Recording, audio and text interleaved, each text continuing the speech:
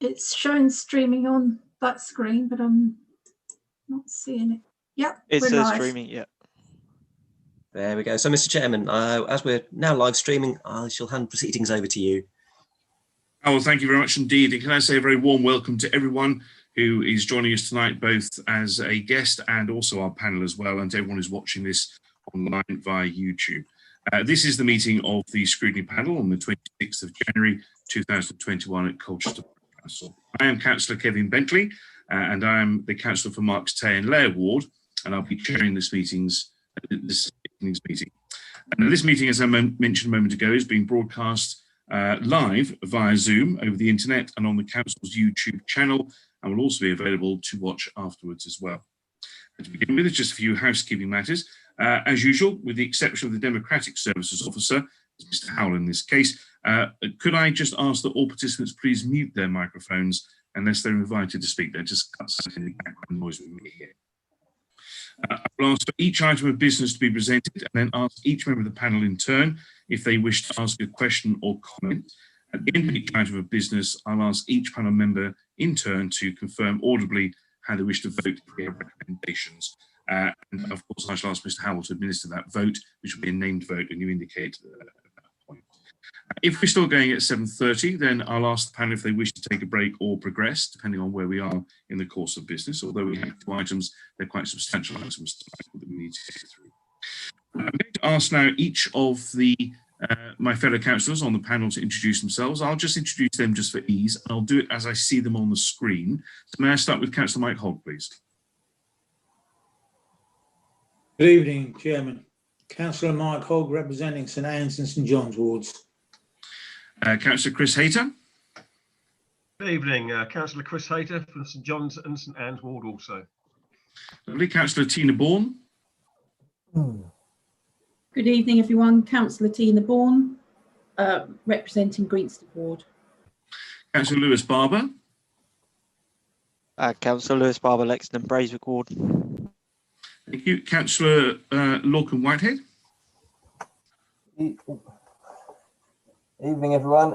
Councillor Lorcan Whitehead, representing Newtown and Christchurch ward. Councillor Paul Dundas. Good evening, Councillor Paul Dundas, representing Stanway ward. And Councillor Sam McCarthy. Good evening, everyone. Councillor Sam McCarthy, representing Shrub End. We do have visiting councillors who are cabinet members and officers. I'm going to ask them just to introduce themselves as well, so members of the public who are watching this know who they are. I'll start with Councillor David King. Good evening, Chair, panel. David King, cabinet member for Business and Resources. And Councillor Adam Fox. Good evening, everyone. Adam Fox, cabinet member for Housing. And officers, I'll start with the Democratic Services who are assisting us this evening. Mr. Owen Howell. Owen Howell, Democratic Services Officer and Clerk to the committee. Thank you. And Jan Mooney. Hello there, Jan Mooney, Democratic Services Officer, supporting. Thank you. I'll start with our financial officers next, who are assisting in the presentation tonight. So Mr. Paul Cook. Paul Cook, Head of Finance and Section 151 Officer. Lovely. And Mr. Darren Brown. Thank you, Chair. It's Darren Brown, Finance Manager for the Business Partner team. Yeah, the other Darren Brown, of course, is the magician, which we're not. Not me. Yeah. We're just factual. That's right. Let's go to the senior officers here today. So let's start with Dan Gascoigne. Yep, thank you. Dan Gascoigne, Chief Operating Officer. And Pam Donnelly. Good evening, Pam Donnelly, Strategic Director. And Richard Block. Good evening, I'm Richard Block, Assistant Director for Corporate and Improvement Services, and I provide senior management team support for the Scrutiny Panel. Colleagues, thank you very much. I don't think I've missed anyone, have I? I don't think so. Yell now if I have. No, that's good. So what we usually do, and if everyone's happy we continue this way, when we come to questions, I go to each of the councillors in rotation rather than just putting hands up, so it'll be easier. It doesn't mean you can't come back and ask questions later. I just think it keeps it easier for everyone. And I will warn you when you're coming up next, rather than just sort of lump it on you at the last minute. So everyone gets to go. And you don't have to ask questions, so there's no pressure to do so at the same time. I just want to make sure everyone's included and no one is left out. So item 2 on the agenda is substitutions. As you can hear, there are none tonight. Everyone who was on the committee. Item 3, urgent items. There are no urgent items scheduled for tonight. May I just ask if anyone has any declarations of interest? Members who can either declare now or during the course of the meeting, should it happen. Chairman, do I need to, as previously, declare a non-pecuniary interest in the government grant being funded through Colchester Borough Council to a company that I'm involved with? I don't know, but since you've done that, I better do it because my own company had the original £10,000 via the government. So I will declare that as well. Councillor Tina Bourne. Thank you, Chair. Non-pecuniary interest being a director of Colchester Borough Homes. Yes, mine was non-pecuniary as well, by the way. Councillor Paul Dundas. Yes, similarly, I'm a trustee and involved in various organisations which have benefited from the grant scheme. Lovely, thank you. Are there any others that I'm not aware of? No? Okay, thank you. Remember, if you want to, if something comes up, you just want to declare an interest, just pop your hand in the air and I'll make sure I come to you. Item number 5, minutes of the 18th of August 2020, not 2021, as it says here. Unless something's happened, we've got some sort of time machine. Can I just ask you if anyone's has any comments on these minutes, or are you happy to approve?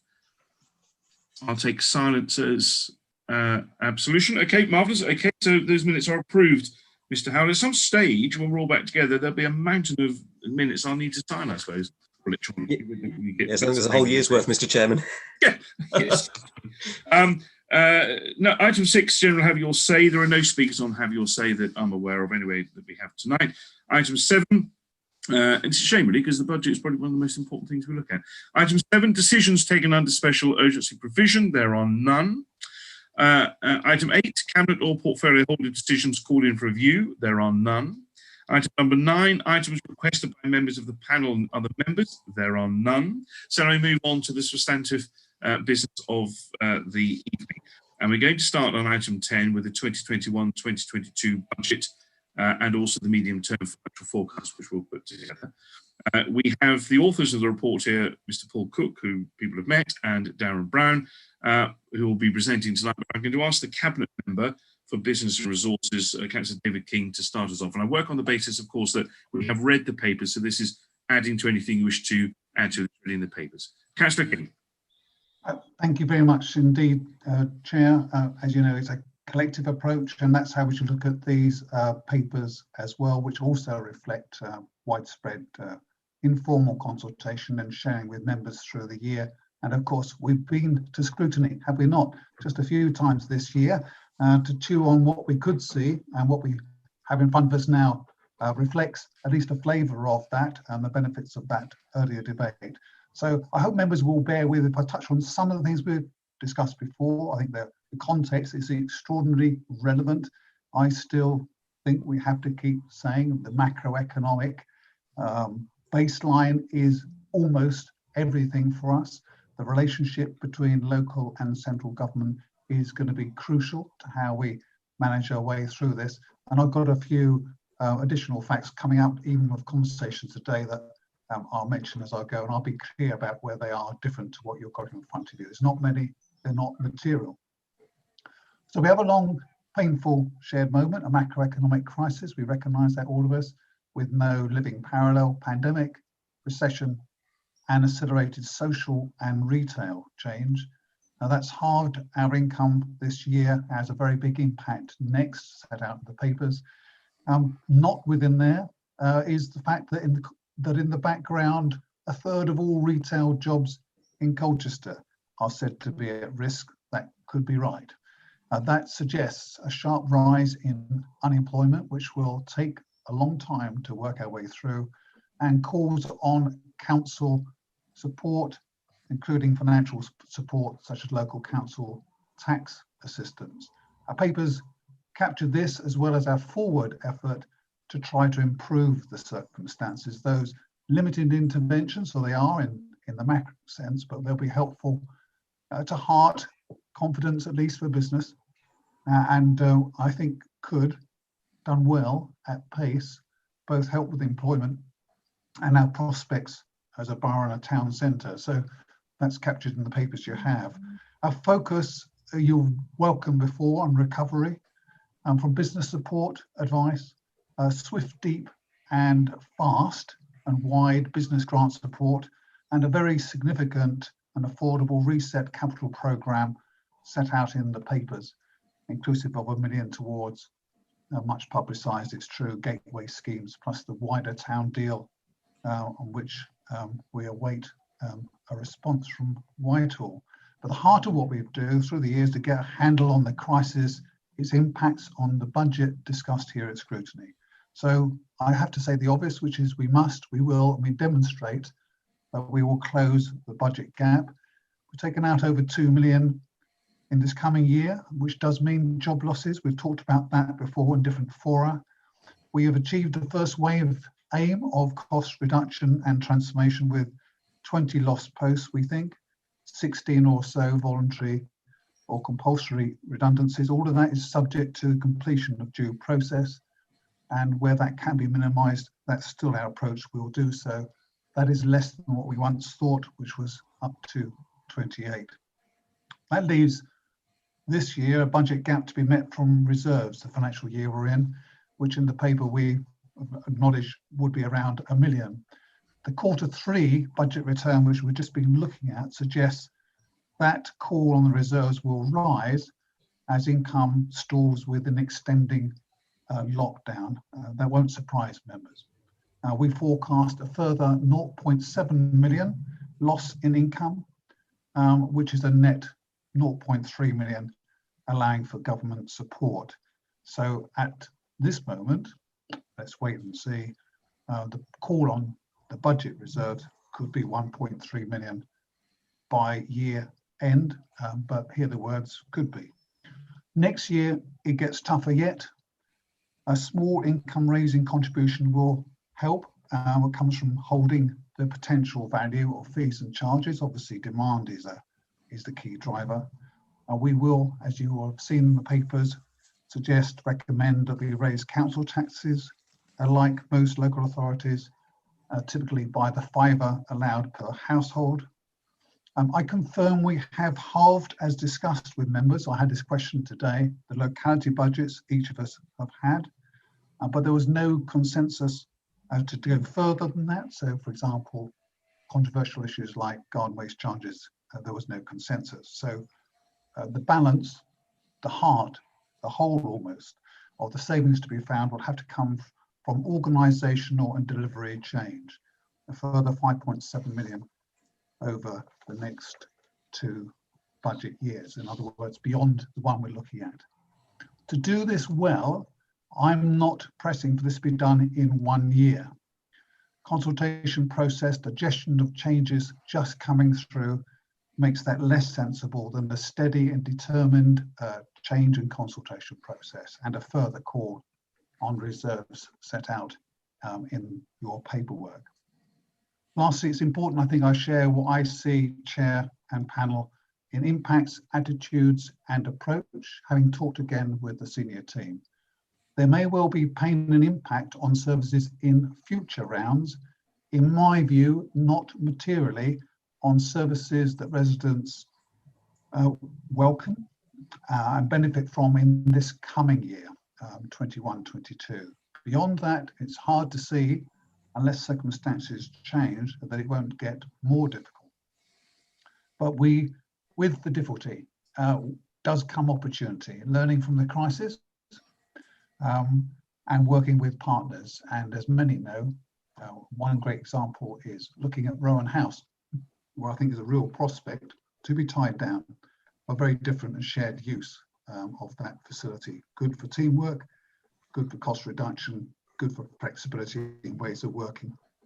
And as this panel has acknowledged, we've been prudent as a local authority, as we should, and that's addressed in some depth within the paper in terms of the attitudes we should take in the independent assessment of our Section 151 officers. We do have the reserves we need for a rainy day. It's a long monsoon, but we are in the position we would want to be. And lastly, I guess if I summarise, we know we have more to do to close the budget gap. I've given some illustrations of that. It's within the paper and we can talk to that. But we do not control all events. Our officer team have shown remarkable commitment and effectiveness this year as they have before. They're already looking at budget years, as I've said, 22, 23. And it's easy to say, but it is true. We do have a council team that leads, does win awards, and those are not small matters, does have ambition and has sense of opportunity. So I am confident we can work through these times as captured by the papers. I have only one piece of counsel, if I may be so bold to offer the panel, is we're going to have to be ready to respond to events, to accept changing circumstances, and that they will have an impact upon the budget. And that will provide an impact and effect upon all of us. And we must expect more swings and variances than usual. Lastly, it will be critical that we do all we can together to extract the best support package from government. Two good illustrations are that the really welcome, it wasn't quite the promise, but the really welcome support goes through to at best the summer. Parts of it, furlough, go through, as we know, to the end of this financial year. We are hopeful that there'll be extensions in some form in that support, but still leaves a financial burden locally. And all of the rest, and it's described in real detail, the financial arrangements in which we work, underpinned by a one-year settlement, they are subject to all the variables that come with that. And if you want one really solid example, you look at new homes bonus. I heard somebody ironically say no homes bonus because the changes still subject to final consultation, I suppose we could say, strip a lot of money out of our and other local authorities' future year budgets. That's going to be a challenge, even if we are weaning ourselves off of that support of general fund revenue. Thank you, Chair. Councillor King, thank you very much indeed. Can I just ask the officers whether they'd like to make any comment at all? So Mr. Cook first of all, then Mr. Brown. Mr. Cook. Thank you, Chair. Just very briefly, I think the loss of new homes bonus in Prospect is quite a serious matter for us because we're going to move from getting 4 years payment of bonus earned to just a single year, and that is set out in the report. And then if I could just a couple of very detailed recommendations. Recommendation 2.6, I think that would be quite useful and has been agreed by Governance and Audit to increase the officer delegation for write-off, so we can really work on collection and concentrate on the overall workload in that section. And then just briefly on external audit, again, we had an update at Governance and Audit, but that does threaten the prospect of a delayed set of accounts next year, which we need to monitor the position carefully. But I'm satisfied, you know, next year's is a robust budget in all the circumstances, and I think the challenges ahead are clear that we'll need to work on in the later years. I think that's all I'd like to add. Thank you. Lovely, thank you. Mr. Brown, anything you wish to add at all? No, nothing for me to add. Thank you, Chair. Okay, colleagues, thank you very much indeed for all of those presentations. Very clear. And I'll say, as I said last time we had this, the quality of the presentation of the reports is very good, superior. Local government finance is not the easiest thing to understand for any layperson, which is what politicians are, just we've been doing it. And therefore, I think these are set out in a way that people can understand. Of course, I'm a great believer that we should write nothing in the council that any member of the public can't understand and read. And these, I think, are written in a way that they can. So, absolutely, my congratulations to the officer team and led by Councillor King for the way that's been presented. I just want to remind colleagues that we are not just doing the budget, but also the medium-term financial forecast together. So please feel free to ask questions around that. This is the order I'm going to go in this time around, and we'll change it around so everyone gets to go first and last. We're going to start with Councillor Bourne, then Councillor Hogg, then Councillor Dundas, Councillor Whitehead. I'll put Lord normally goes last, which is unfair. Councillor McCarthy, Councillor Hayter, and then Councillor Barber, and we'll swap those around when we come to the next times. And I will pick up anything I need to ask at the end. So, Councillor Bourne, maybe come to you first. Any questions? And if you want to pass this time, anyone you can. We can come back later, but for starters, Councillor Bourne. Okay, thank you very much, Chair. First of all, I'd like to thank Councillor King and the officers for, as you say, providing us with information in a timely fashion and in a way that we can understand. It is sometimes a little bit dry, but I think in the last year in particular, pandemic and the way we've all met together has meant that we have been able to be upskilled on things that perhaps in the past we found rather challenging.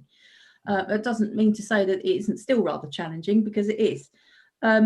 I'm just wondering whether, reflecting on the last year, whether this is something we can take that has worked really well and move it forward in having those budget workshops, and we had 4 of them, and the regular briefings. I know we were having different business support grants and all of that news was coming through, and we were looking at the guidance, and as councillors helping our residents to apply for those was really, really helpful. And I just wondered if that was a way of working, first of all, that Councillor King would like to carry on forward as we move through the pandemic and come out of it.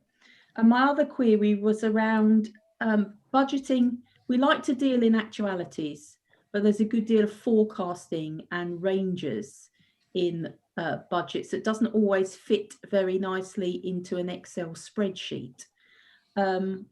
So the effect on local authorities long after the pandemic has finished, and the fallout from that has finished, and long after the COVID vaccines have been given, what do we feel is, it's not something you can have in figures, what does Councillor King and officers feel is a reasonable time in order for us to be fairly secure in our ins and outs? Thank you, Councillor Bourne. So what I will do, just a matter of process, I will always refer immediately to Councillor King, and then you may wish to ask officers to come in. I also endorse what Councillor Bourne said. The workshops were superb, and I think that it just helps with the understanding of backbench members as well. So if that could continue, that'd be great. Councillor King. Thank you. Thank you both. Thank you for the questions and also for the kind remarks. We have worked at it because I think we've got a different sense of duty, if I'm honest about this, that it's not enough to get a budget through. That clearly is everything, but that we've got to genuinely carry our understanding. And if I may, I'll go back to what I said before, which is I am very aware we're a minority administration, and we've got an extra duty. We've got a duty anyway. We've got an extra duty to explain and earn consent, and I hope that will make for a better conversation. We'll see when we get to full council. To the questions themselves, I think from my perspective, certainly absolutely no question that although it's work and effort, I'd want to repeat what we did this year in terms of style and approach, to make it readable, listen, see if there are any issues that we can take offline and deal well before this time. It might sometimes be as simple as finding somebody who's got a pet project they never felt they could have confidence, it does happen curiously, to air, which we might be able to help and assist with. So for all the reasons we recognise by raising it and talking about it, yes, we'll do that in some fashion next year. And for me, that's how we should do most of our business if we can, more consultatively, more openly, more transparently.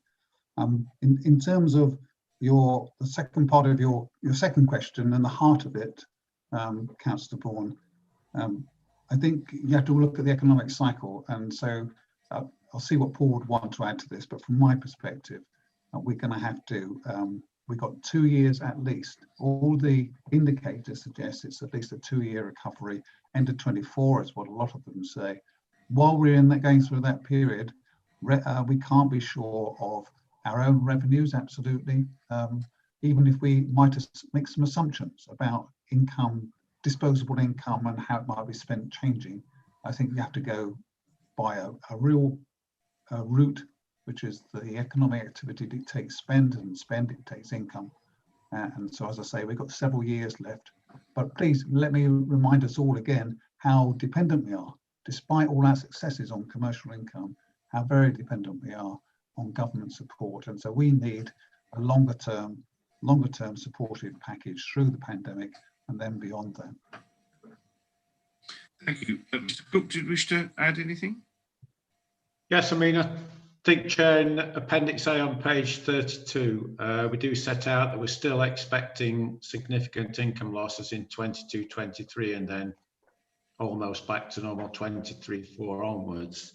Plus, we have assumed throughout the period of the forecast a 97.5% collection rate on council tax, which is low by our standards, and increased take-up of local council tax support. So I think we're being reasonably cautious, perhaps what I could call a central estimate, but obviously we'll keep reviewing the position as the financial year unfolds, and if things get better, you know, I hope we can identify that.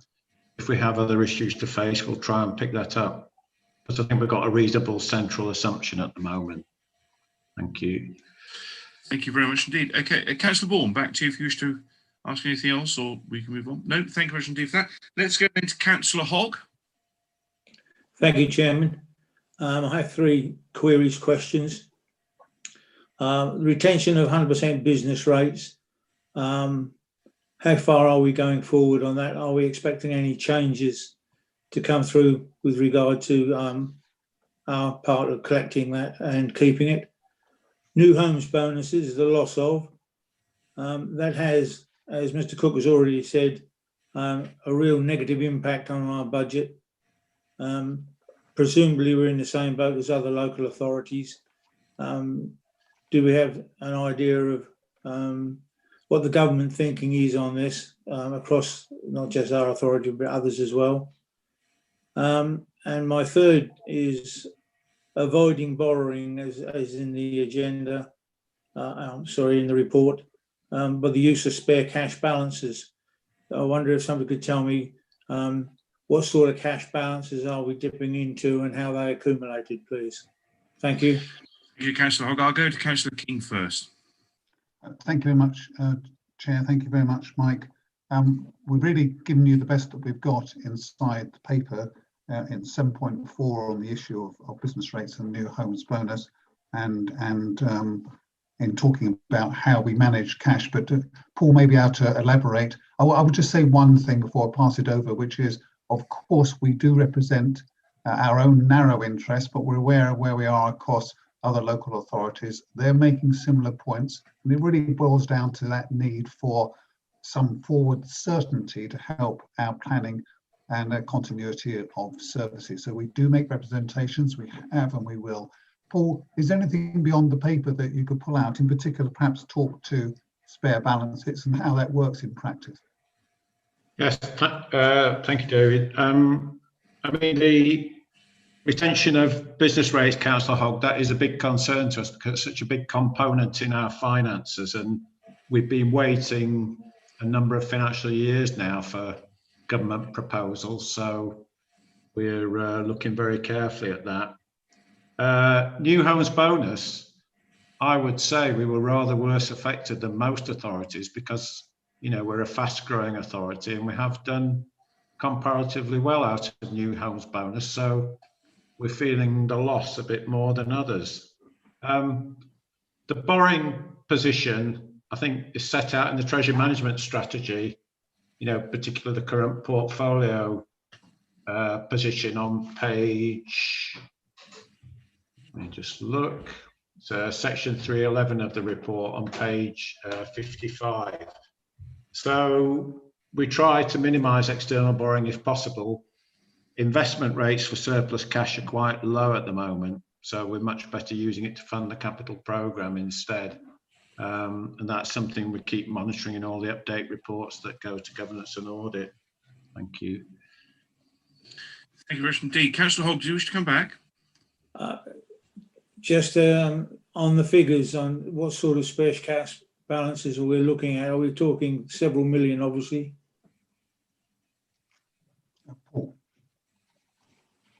Councillor King, did you want to initial, Mr. Cook? I put it to Paul. The table itself at 311 does set this out, but maybe Paul you might add a flavour of where balances come from and give a more rounded answer than the number itself. Yes, I mean the sort of 2 components as to the balances we have available. One is the sort of low run value of our reserves and provisions, and then the other just arises from the fact, you know, we've got loans maturing on particular dates, and it does go up and down quite a bit with the different maturity and reborrowing dates. But you know, we're talking about something like 20, 30 million as an average figure, which by avoiding external borrowing is quite a significant saving. Thank you very much for that. Thank you very much indeed. Thank you very much indeed. Right, Councillor Dundas. Thank you, Chair, and thank you for the papers. I absolutely realise how difficult a year this has been to put something like this together. I was going to say there have been, you know, some of the assumptions on income and expenditure have been changing almost daily, but actually when I think back it's been almost hourly, because there have been days when you could have a set of assumptions at 10 a.m. which are completely different at 5 p.m.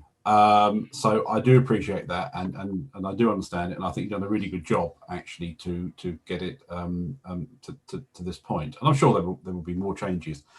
I just got a comment and two or three questions.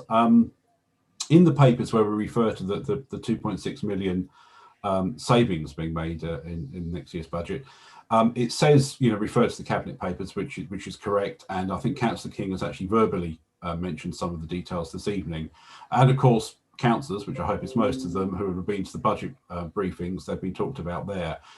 But I'm just wondering if, for the sake of sort of public transparency, because I think it's a bit unfair to expect the public to know have been to the same meetings we have, when it goes to full council, and also so councillors really know what they're voting for, whether they should be detailed, maybe not that much detail, but give some idea exactly what they are in the full council papers on, I think it's February the 24th. On the actual detail, just one thing, I mean, on the car parking, I mean, I think this time last year we were expecting income to be about 3.9 million.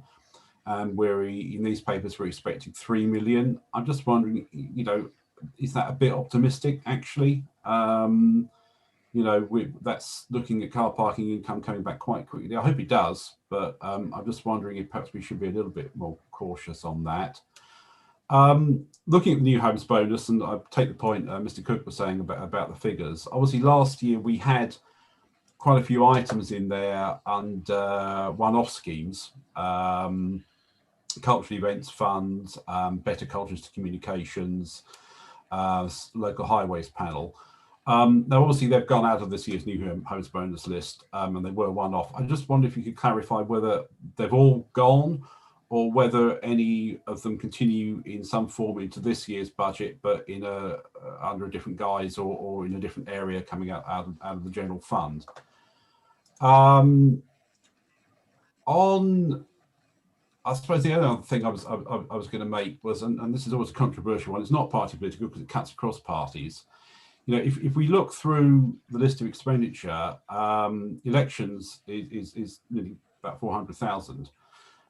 That is nearly the same as our council tax increase income. So we are, as a council, basically 2 years out of 4, effectively spending the entire council tax increase on elections which our neighbouring authorities don't have, because we elect by thirds. I'm just wondering really, you know, how the portfolio feels about that. You know, it's not an easy one, I think, sometimes for us as councillors to justify to our residents, because, you know, we could have zero council tax increase and the same net income this year. I'm not saying we should have zero council tax increase, but you know, it is something perhaps as councillors we need to think about. And I know there are varied views on the subject. Thanks. Thank you, Councillor Dundas. Councillor King. Thank you very much. I particularly enjoyed the last question, of course, Paul. But taking all these on their merits, and I'll perhaps work up the list, and I'll ask Paul or Dan Gascoigne if they'll add, if my understanding is not quite correct, to add a little bit more at the close. So on the election cycle, I think we have to just say it out loud. We almost are. There are differences across the parties, and this is not unusual. If you go to different councils and local authorities, you know, we have to just accept there's different precedents, different forms of administration coming together, more or less appetite. And the cases I've heard made eloquently for go to every 4 years, as also impassionately by stay with the current cycle. I am uncomfortably enough my own party somewhere in the middle of that. But I'm expecting no change at the moment. I think the virtue for local democracy of being held to account, it would say somewhere, warranted the small relative investment in that test of local opinion. I hope that doesn't help too much, Paul. I think is how I would put it. But is, I guess, where we are, and I guess you knew that. In terms of new homes bonus and the allocation as set out in Appendix I, having another quick look down that, certainly to my eye, it wouldn't be wrong, of course, to find another source from general revenue for the items down there, and we shouldn't sort of say that we wouldn't if there is the need. But those items, to me, and I'll give you one illustration: town hall office reconfiguration. This is about making a better working space for our staff. And when we used to go into the town hall, remember those days? And there'd be about 12 of us in a small office and then an empty one next door. So some of that reconfiguration work, I think, will still happen. I've asked the Amphora team to look at it. I also want them to look at the condition of the town hall. I keep saying it. It's our crown jewel. It needs, frankly, a bit more of a lick of paint and a bit more care, in my view. So that, I expect, will be found eventually somewhere through the capital, the building maintenance program that we run year on year. But I think the other items to me look just what they are: one-offs in the year stated, 2021, with no current intent to go and search for money, and certainly no allocation from new homes bonus. So I think that is pretty much as it is, in other words, not elsewhere. Not disguised, I think was the word that you used. So no disguises at all. Not in this administration, I saw it somewhere. In terms of car parking and income, we've, as Paul has described, we look at this regularly. And I drive the officers. Darren would be the first to admit it. He could do it online by asking regularly for an update. I like to see where the line of spend is. You know, it's a reasoned judgment. I think in the round, the last time we spoke about this across all of the income streams, this year halved, we're assuming we'll lose a quarter next. And I think we have to take it in the round. We all expect restrictions to go through, don't we, to the spring, and then a return by stage to some sort of normality, probably very conditionally. There is an appetite, isn't there, to go out and do things, to spend, and return to some degree, at least to the high street, to retail a bit, entertainment, hospitality, certainly. So I think it's a reasonable judgment taken with all the others. But as I said at the beginning, the only way we can look at this is to assume that we are going to have turbulence and change through the year.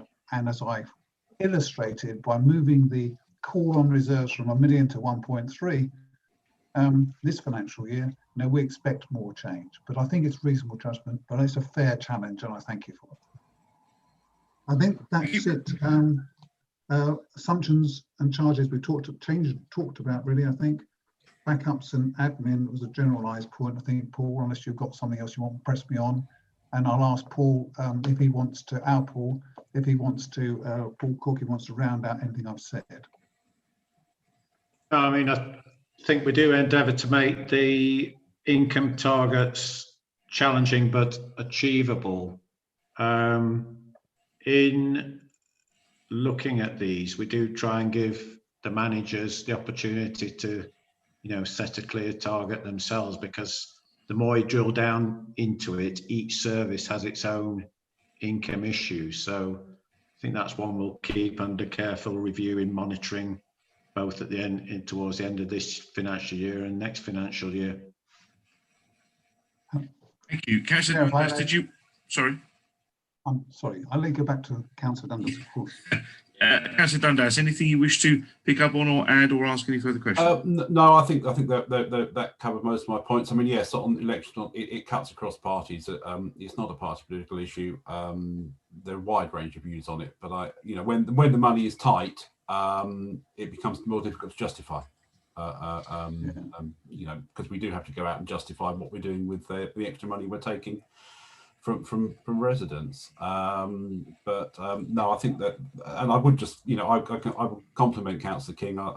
Throughout the year, we've had some good conversations developing this, and I do think, as was picked up, I think it was Councillor Bourne mentioned, the budget briefings are a good idea, and I would certainly support continuing those in some fashion, whatever situation we're in. and I hope councillors continue to attend.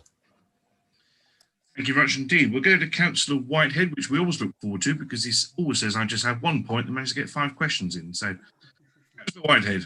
I feel like I've started a trend tonight, Chair, because everyone's got multiple questions. It's stealing my USP. I'd echo what others have said about the report, the clarity. I think there's a very helpful table at the start of the report. I think for any residents who are tuning in to this, it's at 5.1 in the report, and it breaks down, it's like a little index of breaking down some of the key terms. A really nice, clear explanation, and I think that kind of flows throughout the report. I think it's really, really clear and well presented. So thank you for that. I guess maybe in the kind of in the spirit of adding even more clarity and opening things up maybe even more for some of our residents, I've got a couple of questions around a couple of points.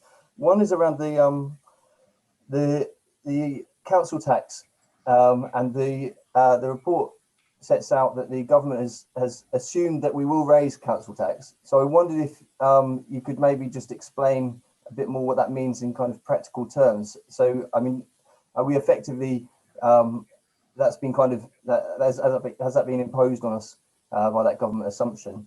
And in terms of the new homes bonus, so that is very concerning, something people have been picking up on. And could you just explain a bit more about what does that mean in concrete terms? So how much are we going to be losing? And what's the impact of that? And I think for me, one of the concerns is that this is all in the context of some quite harsh pressures on local government finances for quite some time. So if you could maybe put that in the context of where we will be in 2024 potentially compared to where we were in 2010, because I guess it's kind of adding to some of the pressures that we've been having. And finally, on reserves, I mean, I noticed that in the report we've gone from about 38 million to 20 million, so it's almost half of our reserves used. So I'm wondering, at what point do we get a bit twitchy about how low the levels have got on them? Brilliant, thank you. Councillor King. Thank you very much. Great questions, and I'll answer because I'll give Paul time to add up how much new homes bonus, as set out in the report, we might be losing. So because we've set it out by financial year against the MTFF, both in the table and also in the core funding piece. So on the council tax, despite our attempts at clarity, I find this we all find some challenges in the language.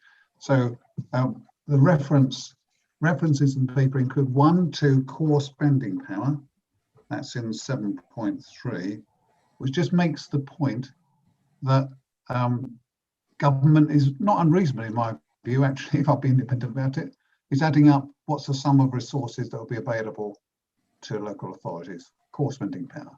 And it makes an assumption, again, not unreasonable in my view, that the steps that might be taken, which is raising money, because we do have that ability to do so, through within the limits set for us by the legislation. So we will do our bit, which is that assumption there that we will raise council tax. That's described in the paper in 8.6. It's a fiver, 2%. We will raise that for a Band D property that will, I think, it gets us 300 or so K, and it's all a help. But the references to which we make reference are around this wider assumption of what would all councils have to spend. It's a way of having a debate, and Chair, you'll know it's better than many, or you're not, about how bad is it really? And it's no more, in my view, than a start for that conversation. The answer is bad. And it depends on how you add up those numbers and the demands on your funds. So I see it no more, as I say, a start for conversation between central government and local government, and it's there for completeness. What we need to know is we have very limited abilities to raise money. Fees and charges, when nobody wants them raised, we've raised them by broad inflation, and a limited ability to raise council tax, which we have done. That's the fiver to which I refer. On new homes bonus, I'll come to Paul in a moment, and I'll give you a sense of what all those numbers come up to. And the other one is reserves, and I'll ask Paul to address that, because the reserve, we have not eaten into the reserves in the way it might feel when one looks at the gross targets.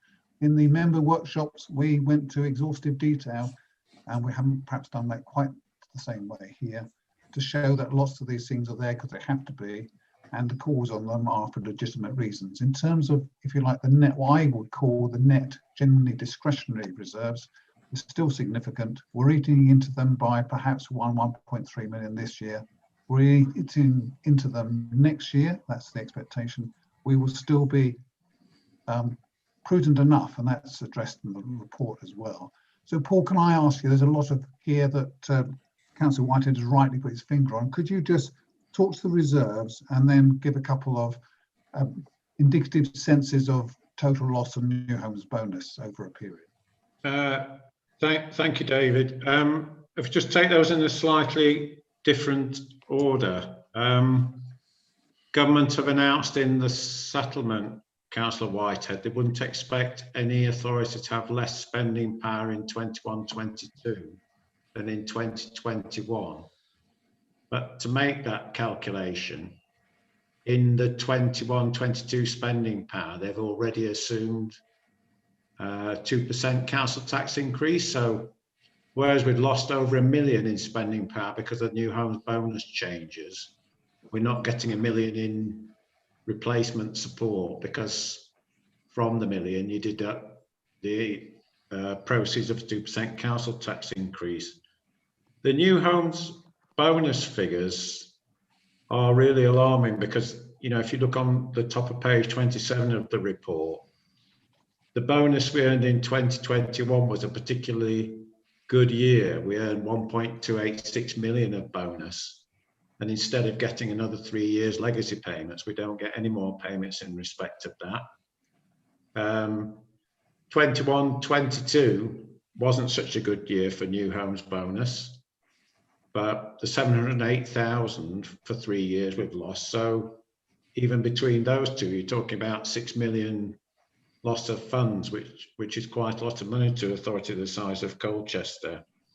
On the reserves position, part of the change in the total reserves is because we could be quite successful in using our right to buy receipts reserve. If you just whizzing through to Appendix I, we had quite a lot of money in 1920 year end in the right to buy reserves, and we're actually able to use that, which is good news in a way, rather than having it frozen.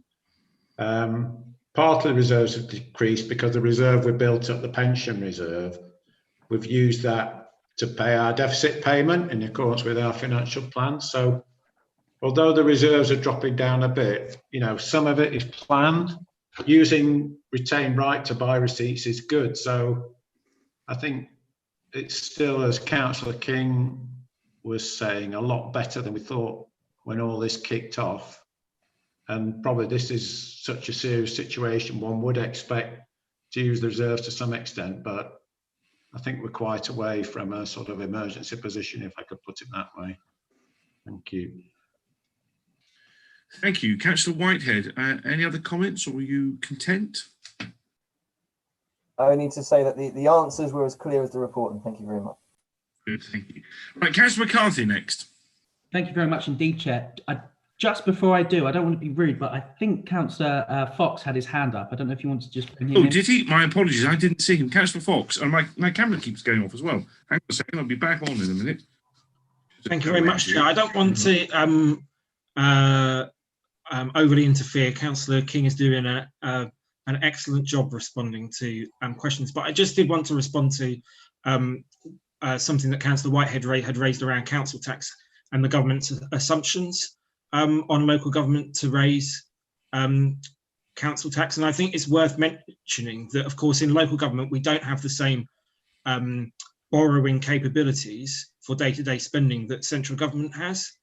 And so, you know, we have to deliver, you know, a balanced budget year on year. We can't borrow to maintain deficit spending, whereas central government can do that.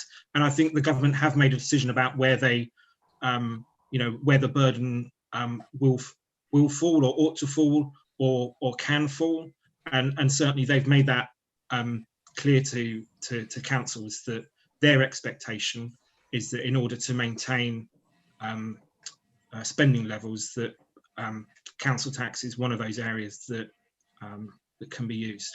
And I think, for those members of the public that might be watching this, of course, I think you can go back to Councillor Dundas's argument about when and where elections are, and when and where certain councils will put council tax up, and where certain councils will freeze council tax, depending on the cycle.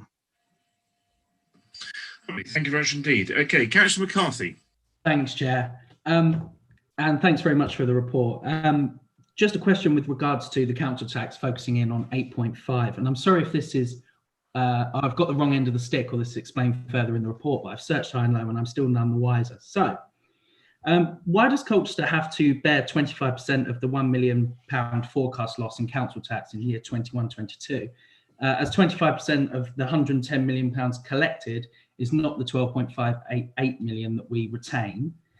And just following on from that, of is there not the scope that we could potentially retain more than £12.588 million in council tax, rather than so much going to Essex County Council?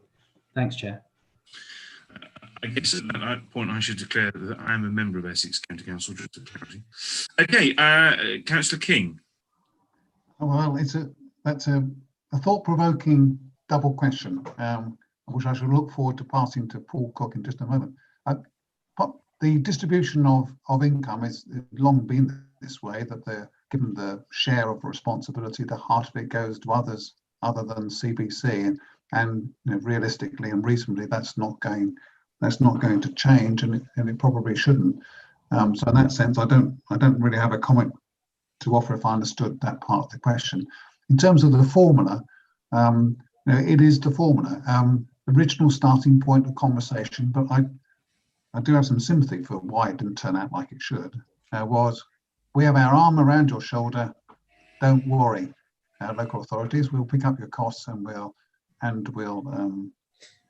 pick up your income losses as well. It was never realistically going to be quite that simple. There was always going to be some form of formula. There had to be some form of exchanges around how you calculate these things. There's lots of technicalities, really lots of technicalities and reporting, which Paul Cook and the team, Darren and others have broken their knuckles on trying to get round and judge estimates to actuals and losses and forecasts of. But as I say, it's a sharing formula. It's not in that sense unusual, in my view. We might want it to be more generous. I think at the moment, as I've said before, the most important thing would be continuity and clarity over the longer term. The chair can talk about how county feel about this, subject to which I'll turn to Paul for anything else you might want to add. Thank you, Councillor King. I think the potential loss, what is good news is that MHC-LG have extended the income loss to cover irrecoverable 2021 losses. So the element that we're referring to in the report would be the district element there. But the devil will be in the detail, because usually on council tax, we chase for quite a long while before we'd say a debt was irrecoverable. So what is irrecoverable of the 2021 billing, I think will not be known for quite some time. And we do work very closely with the county council. We've got council tax sharing agreements, and it's a very important funding source of the county council. So there's an effort right across Essex to maximise collection in the interests of both levels. And I think that has worked very well in the past. So we'll keep monitoring that position carefully. I think we're doing a lot better on collection at the moment than we originally thought when we first looked at the COVID issues. Let's hope that can continue, and it's holding up very well, but I think it is one we will need to monitor very, very carefully. Thank you. Of course, I don't sit here as a county council, but it's worth noting that the vast majority of council tax received by the county council is invested in adult social care, children's services, and in the most vulnerable people in our society, including mental health and all sorts of areas. Of course, it's increasing because of the current situation we're in. So we understand that that although it looks like large numbers, it is indeed large numbers, but it is a very big investment. And I think it always marks a society by how we care for those who are in the most need. Right, okay, let me move on. Sorry, Councillor McCarthy, did you have anything else? No, that's perfect. Thanks, Chair. Councillor Hayter. Yeah, thank you, Chair. I've just got a couple of questions to bring up. The first is on the numbers I saw of the cost of waste recycling and the mention of the low market rates at the moment. When we sat here 12 months ago, we had the same conversation, different environment going on. We've got COVID now. The market had collapsed before COVID, and it was a case of looking into what the options can be going into the future. So I'll be interested to see what the guys have been looking at in terms of where we are with costs on that. I know we've been nibbling around the edges over the last few months, going back and forward about where we can save money, where people don't want to save money. So I'd like an up-to-date picture of where we are, because once we're out of COVID, it's still going to be a poor market, isn't it? Unless there's something happening that I don't know about, because it's been this way for a good 18 months now. So that's my question on recycling. Secondly, going on to the budget consultation where with residents, which is great. We've talked for months now about being transparent, being open, sharing a lot of detail. I was disappointed to see, and again, I don't know who brought it up 12 months ago, but it was brought up about how few residents are actually engaged with on this. And I see 184 people that were contacted via the website for the council or in local media. Where do we show this in local media, and have we looked at other avenues to really engage people? Because I think, do you know what, in this current climate, people want to be involved, they want to see what's happening, and I think we've potentially got a lost opportunity there of engaging more residents, really. So yeah, they're my two questions. Thank you. Thank you, Councillor King. Thank you very much, Chair. Thank you, Councillor Hayter. I think on the first point, although Dan Gascoigne, as the Chief Operating Officer, is, I think, on the line, he may have something he could offer you, but if not, my view is you're asking for a fairly in-depth view about where the market is, and I understand why. I'm not that well cited on that, but as we can provide you offline if Dan can't now. Sure. The kind of response which might well be a portfolio holder response. And I have to sort of say very legitimately, because a lot of us have an interest in this. It's huge variables. It's one of the more difficult areas, frankly, to manage, because costs, Dan is going to come up in a minute, costs rise, rarely fall. The workforce is a challenge discussed in the task and finish group, after all, at great length, I have to say, amongst other things. So there was a lot of information then. So I don't think there's been any lack of it, but an update perhaps we can give you, if not, we'll follow up in writing. If I try and deal with the second point about consultation engagement, in the world we're in, I think if 184 people have made the effort to put in an online survey, actually I'm quite pleased. It might show my low expectations, but I think that's not unreasonable. I know the team worked at it, and they got an article, I think, in the paper. They used their social media in ways you'd expect them to. They've got a response, but we will look at this as we go forward, and maybe we can ask members, to also push this out. But I think it's we met the duty, is how I would put it. Yeah, in good spirit. Well, go to Mr. Gascoigne. My memory tells me this has changed, that recycling markets are spot markets, so it can change quite rapidly. But I'll go to Mr. It's a long time since I've been in that world. Yeah, thanks, Chairman.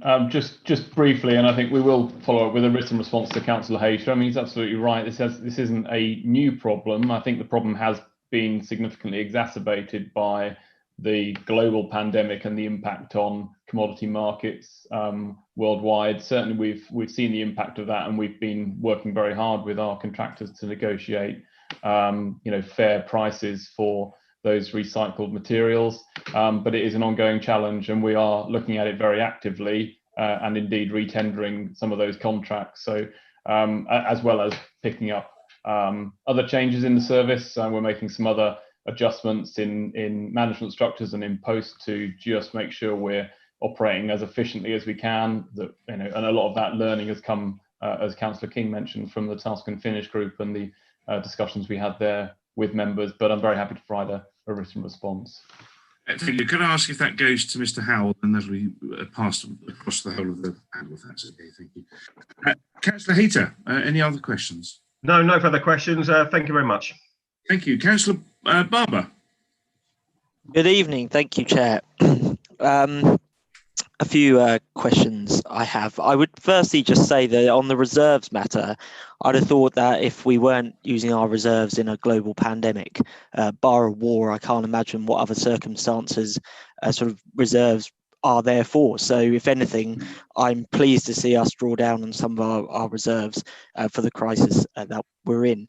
On the questions I had, the first point is on the capital programme. I tried to figure this out from the report, but I couldn't quite deduce it. So I was wondering if you would be able to assist. Point 9.6 says the interest payable for the upcoming year's capital programme is £644,000. I thought that was quite high, and I was wondering if you were able to provide a bit of explanation for the number. Is it particularly high? If so, is there any particular reason?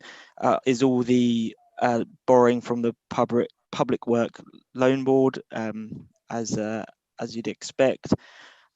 And yeah, just a bit more detail on that, I suppose, because I couldn't quite figure it out how it was broken down in the source of it from the report, even though actually the report in itself is quite nice in setting out what we're investing in as a council. My other questions I have are on some upcoming events, I suppose, and how we're budgeting for them, because they are unknown quantities. I spotted in the report a reference to the garden community, and it's no surprise I've spotted that as a favourite topic of mine. And I saw that there's an allocation for the work we're doing around that, which is completely expected. I was wondering if you were able to maybe give a bit more of a breakdown of how we're looking at spending that money, just to gain an understanding. And also what provision we're making in the budget, because I couldn't see any other allocations for local plan on, for example, section 2 and the work we may need to do around that. And also just to ask, if the plan was voted down next week, what provision we're putting in the budget for that circumstance, just in case that does happen. And then what was I going to ask? Oh yes, on there, because there's a report going to Cabinet tomorrow on the Queen Street development, in which there is reference to budgetary pressures such as statutory payments to third parties if the decision was to go ahead. And I was wondering if you were able to give some more information on the costs involved for that and how that may affect our budget for the upcoming year. I'll stop there for now. I do have a couple of other points, but I won't keep going on, and I'll wait a response on those. Thank you, Chair. Thank you. Councillor King. Thank you very much, Councillor Barber. I always look forward to your questions.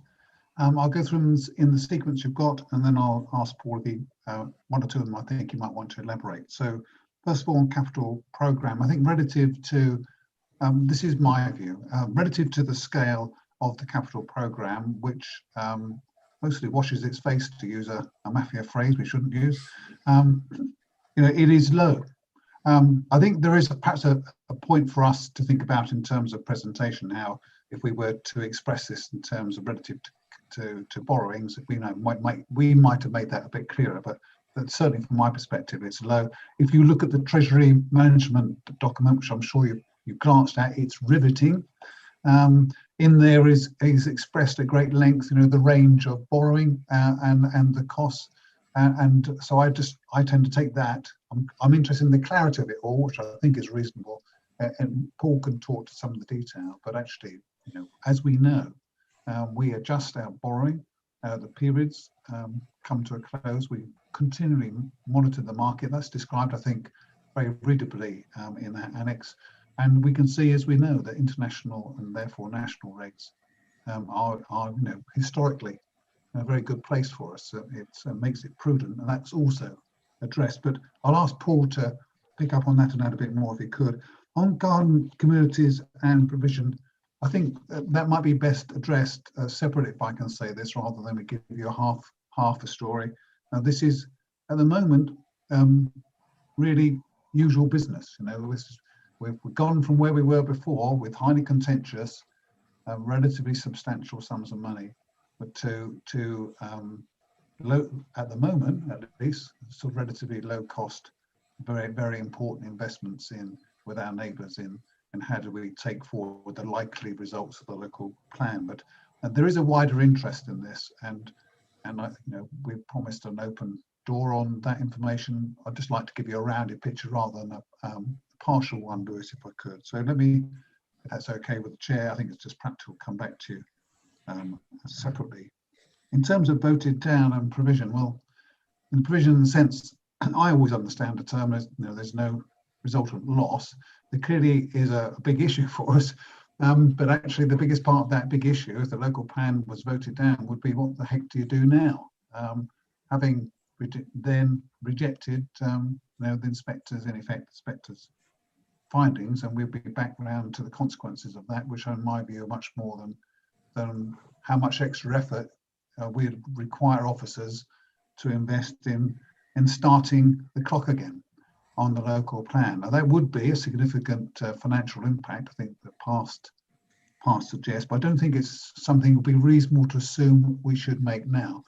If full council in all its wisdom makes that judgment, then we'll have to respond, and we'd have to look at what we would need to do to go back round the buoy one more time again with all the difficulties to which you refer, all the cost to which you imply, one more time. But we don't need to do that now. We've got a heading and a course, and 2/3 of the answers from the inspector were light, and we might hope that the other 1/3 might be tolerated, and we'll see what full council decides, and then we'll judge whether we've got a extra financial issue. Lastly, Queen Street and statutory compensation. The exact answer is it depends on whether or not you need to pay it. The sums are relatively small, and let me give you it's in the paperwork, so it's there. So if for example, access through good and neighbourly access was possible by the agreement of first sight, and we wanted to do it by agreement with them, if they were to say, okay, we've come to an understanding about how affected residents could access their homes, which would be frankly fantastic, then much of the problem, which is the issue, is that can lead as a loss, temporary though it is, to compensation would go. So it all depends on where we get to in the negotiation process that lies ahead. The sums of money are relatively small, some tens of thousands, but it does depend, as I say, on the process that lies ahead. And if I understand correctly, those costs are borne between the parties. But in the grand scheme of things, in this budget, it's not a big issue. It's a big issue for people to understand that. Thank you. Mr. Cook, did you wish to add anything? You don't have to, but if you wish to add anything, this is the moment before I go back to Councillor Barber. No, just to add, Chair, on the capital financing cost, part of that is temporary financing costs, which, once the schemes are completed, we'd hope to put in a more affordable long-term basis. And there is an affordability indicator set out in the Treasury Management Strategy. I think it's section 2.10. That was all. Thank you. Thank you. Councillor Barber, back to you. Thank you, Paul and Councillor King, for the responses. On the Queen Street issue, I think we'll dance on another dance floor tomorrow evening on that one, I think. So I'll come back maybe with questions tomorrow at Cabinet, a bit more on that point. On the thanks for explaining on the capital investment side of it, I was pleasantly surprised actually. I saw an email from Richard Clifford about revolving investment fund, and it wasn't being cancelled the other day, which was shocked me to see it was back on the agenda. So I was pleased to see that aspect of our investment programme back up and running, because that's something that I felt for a while has not been really a very seemingly proactive part of the council for a bit, so that's good. And I've noted the allocations of that in the long term, so I welcome that as well. So I was sort of wondering if there was any link between the two, but I don't think so. On the other questions, the local plan, that's fine. There'll probably be a discussion in future. I guess the only other 2 points that the report is good. There was just a couple of issues where I think from a council perspective and a resident, perhaps you can get a bit, it sort of leads to a few more question marks. For instance, there's £100,000 cost pressure for climate change. And I was just sort of wondering if we were able to have a bit more detail about some of those cost pressures for our own understanding. And I think I was writing down notes at the time, so I think I missed it. But for example, you referenced policies such as locality budget, and I think it would be helpful for councillors when they vote on the budget to understand fully all of the savings or increases or new expenditure. That I think you've been good on the new expenditure, but particularly you've set out the investment programme clearly, and disagree or agree with it, it's there and you can debate it and things. But I think some of the other points, particularly on the pressures, might be helpful for a little bit more detail, although in general I think you've done a pretty good job. It's not a criticism, it's just I think something like £100,000 on climate change, what does that involve, for instance? And I think that would be helpful to understand on that. And my final question, I will be done then, is on COVID marshals, and if there's, I couldn't see it, but if there's anything to reflect the marshals, I couldn't see them when I typed it in, and how we're using that money and how their role is changing. If this was the forum to understand how we're using that money now the lockdown restrictions being tightened, because I understand from Councillor Lilly we did receive some funds for this, and I think they came to Colchester Borough Council. So I couldn't see that in the report, so if there was a bit of discussion on that, that'd be helpful. Thank you very much. Thank you, Councillor King. Thank you. And I think Councillor Barber is taking over from Councillor Whitehead as the master of the supplementaries, Chair. Very happy to pick them up. From a political outlook, I guess, as well. So, must be stemmed from that. Good for you, Lewis. Taking them in the order. The revolving investment fund, and with the public committee meets, I'll be, to be frank, a bit of an irritant to me, because it's just the way that the cut-off limits around authorities, what they actually can do at a committee have set. And dragging officers out just to go and parade something in these actually very, very difficult times for them. Not these kind of events, as we know, we take for granted now, but actually it's hugely time consuming. So sometimes we haven't had a meeting because there hasn't been the business. Sometimes we haven't because there could be some really interesting things to talk about. Doesn't seem very fair. What we do have, and this is the point I want to make, it's two. One, I'm wanting, and I will have yet a further conversation with the leader and with the senior team about capital management, and this is partly covered in the papers, but it's a conversation we've had here. I want us to be as transparent as is practical about this and have sensible dedications for the people we entrust with managing it, and as I say, good transparency around performance.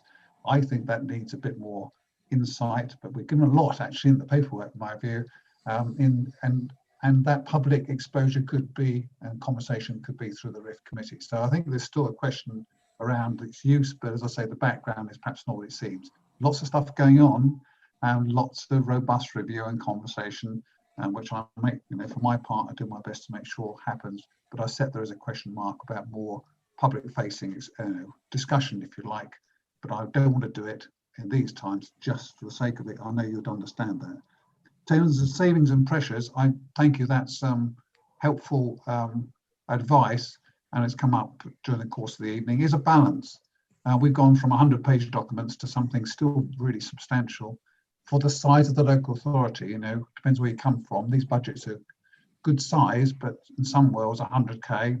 Have a look at counties. Would hardly, for understandable reasons, catch your eye unless it's particularly potent or challenging as an issue. But I'll make sure we have a look at what flavour we could bring out, as touched on earlier by the panel, to round out some of the understandings that members might want to sort of see rehearsed again in full council. I'd be very happy to go and do that. Your last point about COVID marshals, it may be that Dan is listening in can add something to this. All I can say is our Pam Donnelly is here, excellent, is that we have them, or we have had them, we've used them well, and we've had some support with the costs. But I see Pam's hand showing, Chair. Thank you, Councillor. Pam Donnelly.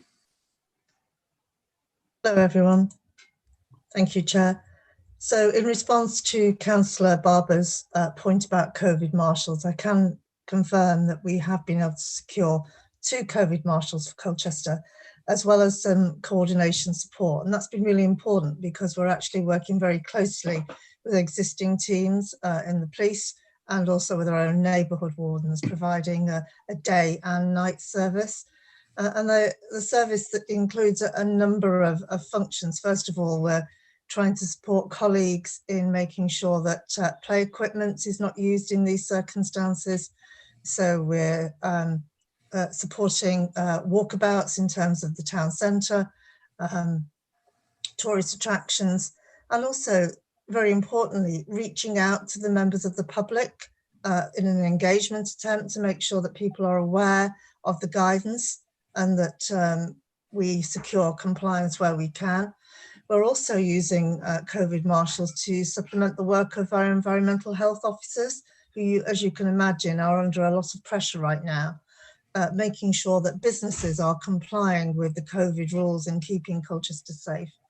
So I think it's fair to say we're making very good use of them, particularly in supporting the public health effort, which, as you'll know, is being led by Essex County Council, and where it's not always possible to trace an individual who's been in contact with someone who's contracted the virus, then we are the safety net. So we reach out, and if necessary, we will go and knock on someone's door to make sure that they are aware of their need to self-isolate, and then of course point them in the right direction of the appropriate support. I hope that's helpful.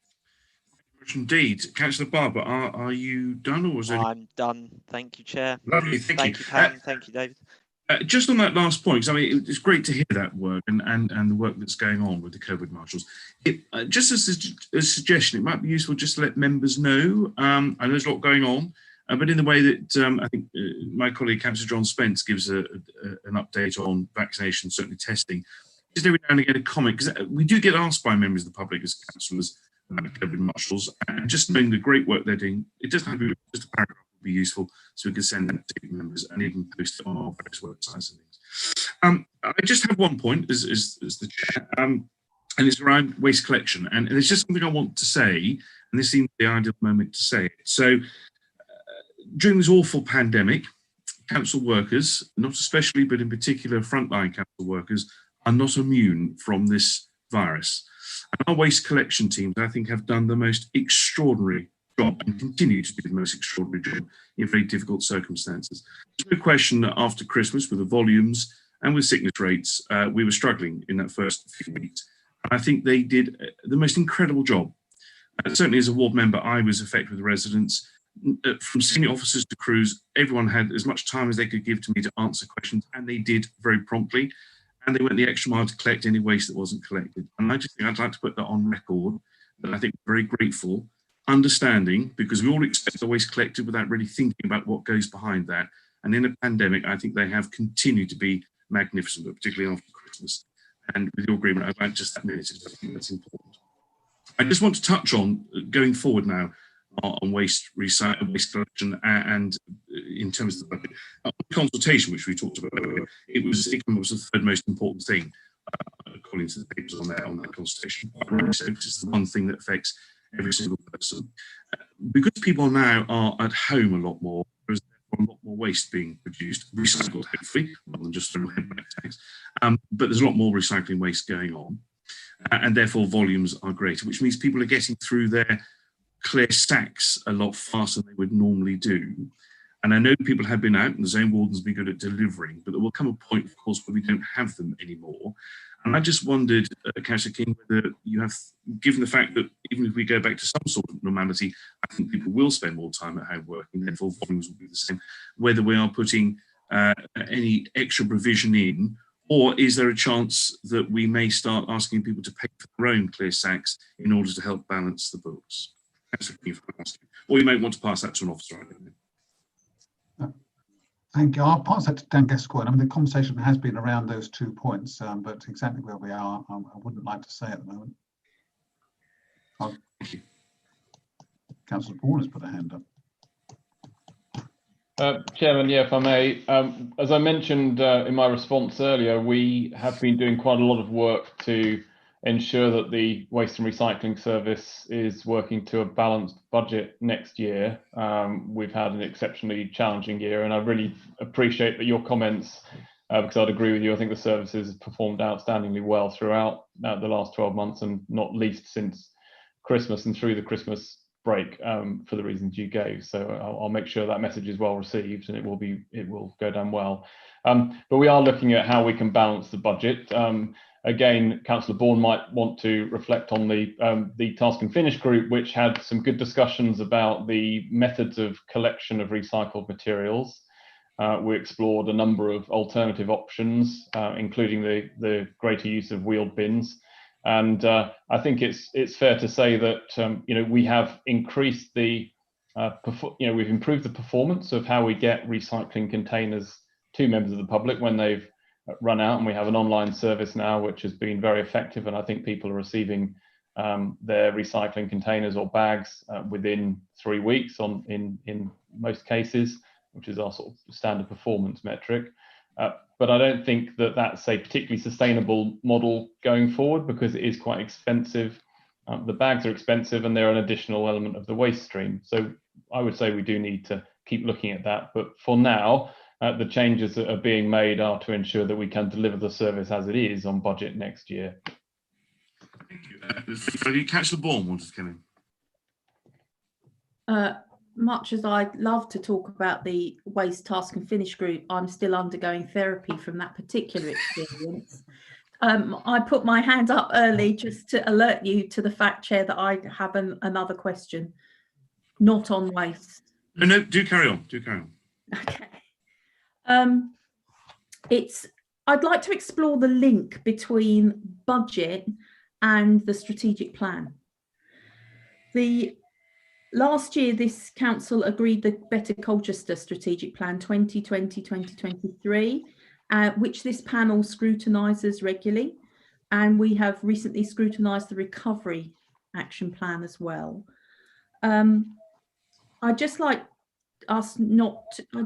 some assurances, I think, that the budget is tight.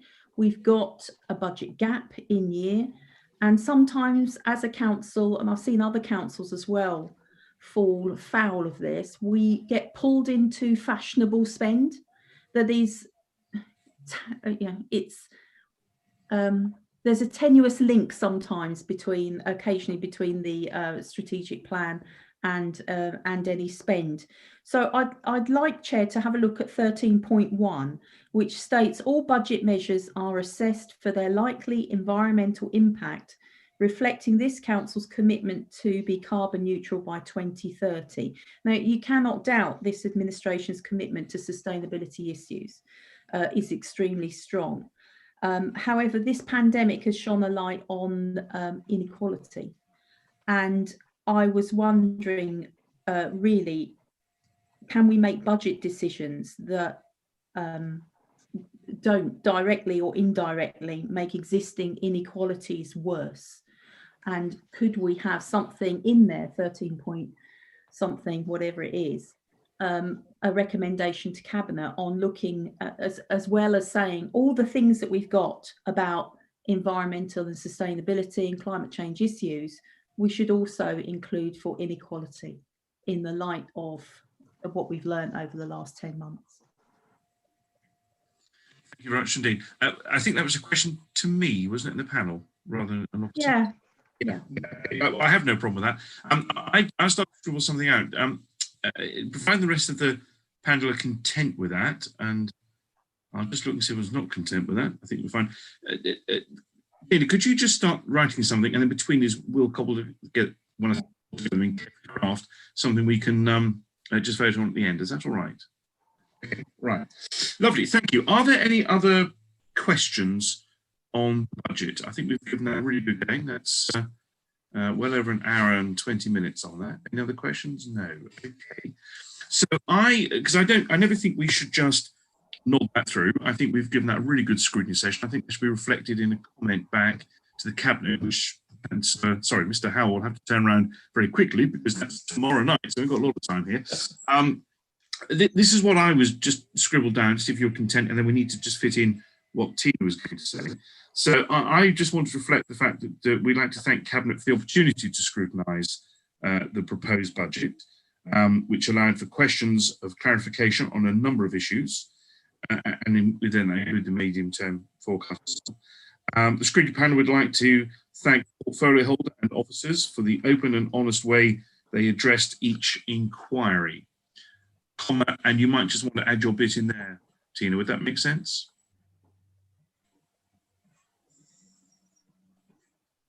Certainly.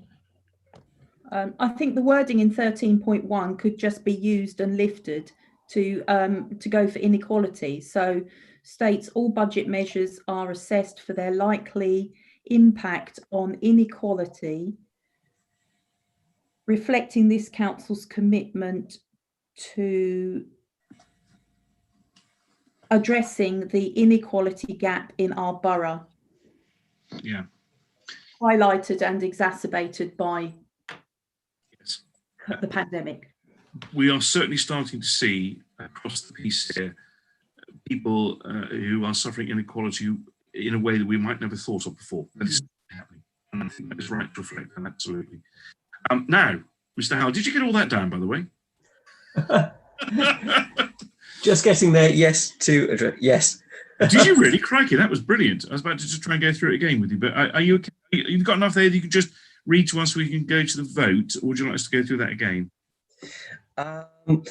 Yes, I think so. What I'd suggest we do is to have that as firstly, Mr. Chairman, if we have your resolution for thanks to the Cabinet for the opportunity to scrutinise the budget and the medium-term financial forecast, and your thanks to the portfolio holders and officers for their openness and transparency tonight in dealing with that.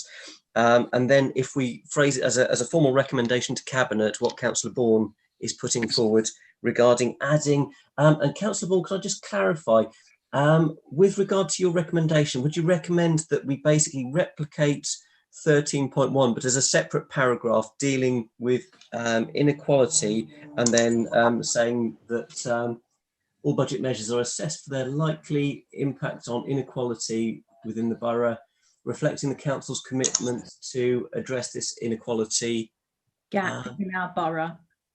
Within our borough. Okay, yeah. Highlighted and exacerbated by the pandemic. Yeah. And that is not, that's more over and above what we already do with the equality and diversity point underneath. Yes, it is an issue. Now, can I just say, Mr. Howard, that was absolutely brilliant, the way you just turned so quickly and without even prompting. So thank you very much indeed. You will go far. Right, okay, so on the basis of what you just heard, colleagues, can I just check everyone is clear what they're voting on? If anyone's not, this is the moment to ask, because I'm going to ask Mr. Howard to administer the vote in a second. Anyone not clear on what we're now voting on? Good, that's fine then. So, Mr. Howell, can I ask you now, please, to administer the vote? Yes, Mr. Chairman. Right, I'm just scrolling through the right screen. Right, okay. So, as usual, I'm going to proceed in alphabetical order through the members of the scrutiny panel and ask for your vote. You can either vote to approve, vote for, against, or you can abstain. So, starting with Councillor Barber. For. Councillor Barber, for. Councillor Bourne. For. Councillor Bourne, for. Councillor Dundas. For. Councillor Dundas, for. Councillor Hayter. For. Councillor Hayter, for. Councillor Hogg. For. That's 4. Councillor McCarthy. 4. 4. Councillor Whitehead. 4. 4. And Mr. Chairman. 4. 4. I make that a unanimous vote to approve that resolution and recommendation. Thank you. And just so we're all clear, that will go as a note to Cabinet tomorrow evening? Yes, I'll get that written up first thing tomorrow morning, get that to Richard Clifford so he can issue it to Cabinet. Mr. Chairman, I can just copy you into the wording of that so you're clear if you wanted to. Well, I think, could you do it to all the panel? Yes, will do. But thank you very much. That was very speedily done, and I'm very grateful. We're all grateful, in fact. Thank you. Now, colleagues, it is now just 7:30. We have we have the work programme, but one paper to go on the housing revenue account. May I just ask, first of all, would anyone like to take a break now, or are you happy just to push on? Push on. I think I'm hearing let's push on. Okay, in which case we shall. Thank you very much indeed. Right, item 11 then is the Housing Revenue Account Estimates and Housing Investment Programme.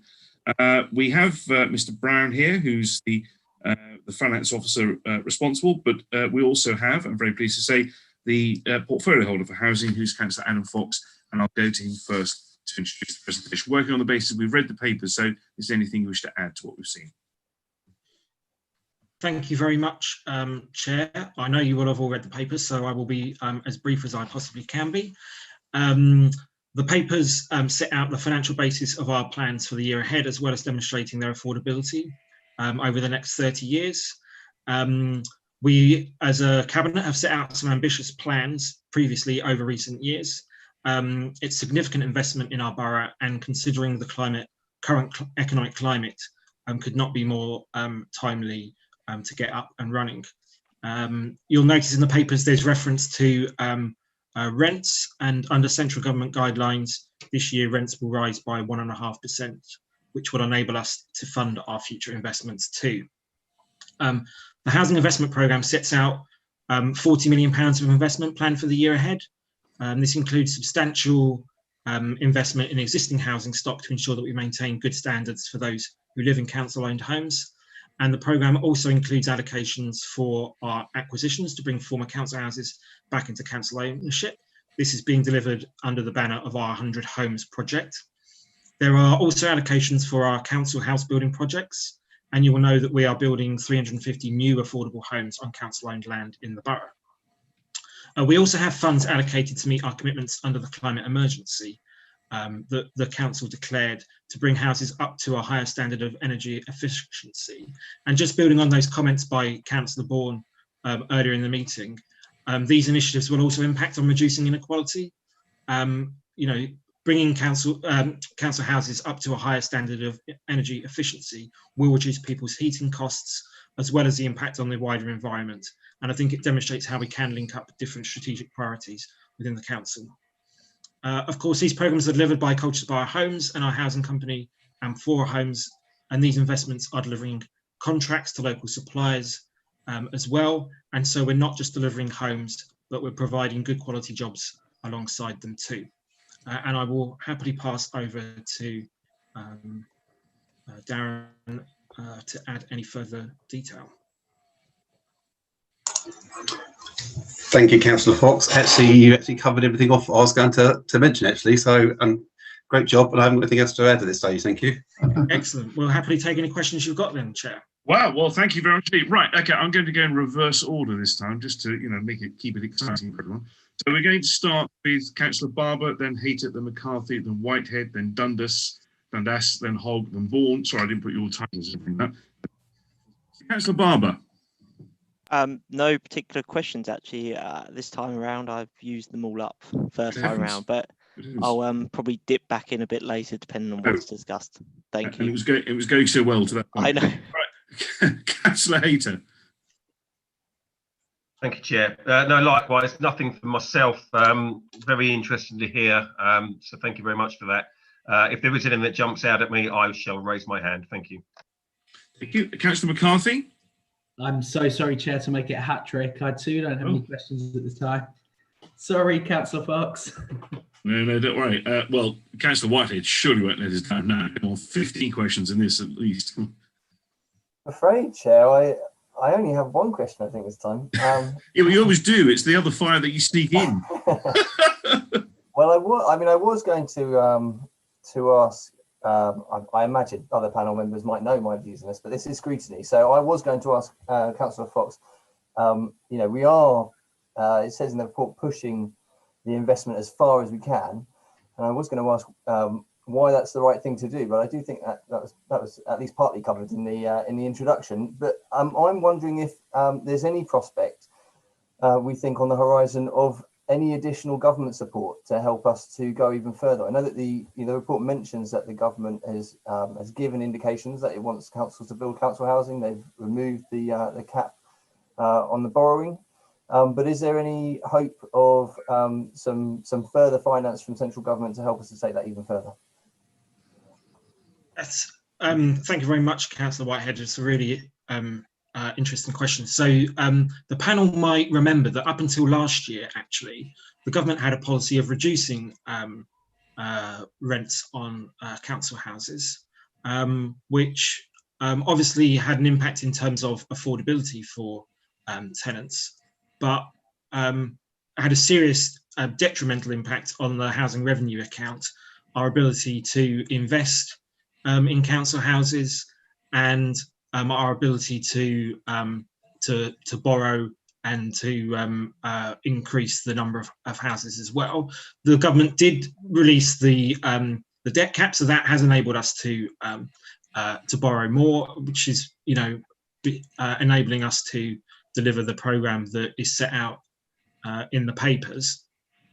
And there's also the rules and the regulations around the Public Works Loan Board and what you can borrow for and what you cannot borrow for.